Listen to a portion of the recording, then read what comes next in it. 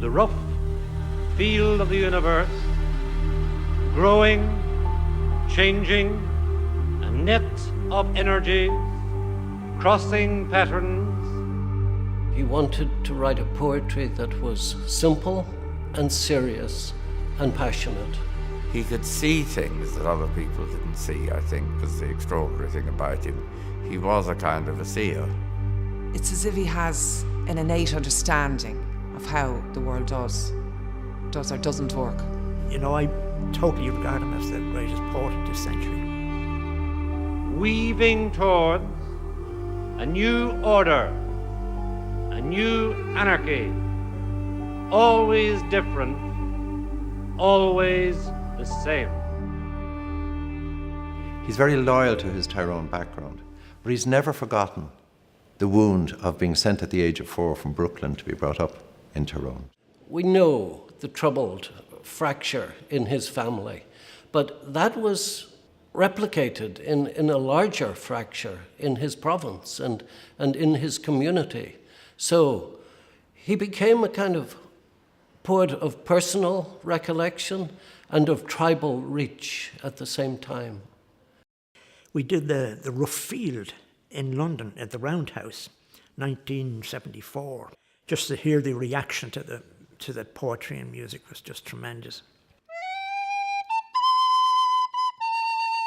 I was very much taken by his short stories. The poet's touch runs through them. You know, that ability to pull loads of ideas or several emotions down and tie it in and tighten it into one apt phrase. And don't ask me how, because the mystery is there as well. I don't know how he does it. I wish I did. He has a poignant line that haunts me always from the Rough Field: with all my circling, a failure to return.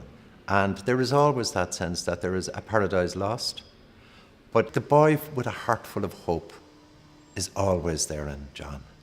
And between the big sketch and canvas of certain works and the smaller, more intimate, private work, there's a vocabulary and there's a vision that is imprinted on a whole generation.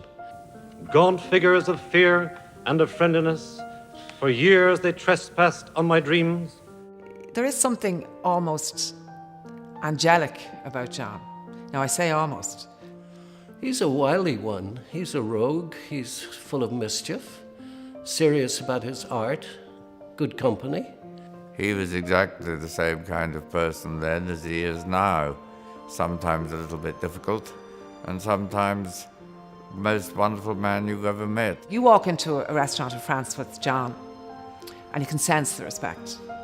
I know he's a chevalier, and that's one of the highest orders that the French can bestow. John was on the phone to me.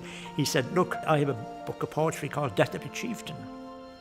And, you know, Chieftains would be a great name. So that's how we got the name from John, the Chieftains. He often used to say to me, you know, I should be getting something. I gave you that name, the Chieftains, you know. I said, thank you, John. Bye-bye. Happy Christmas. Love to mother.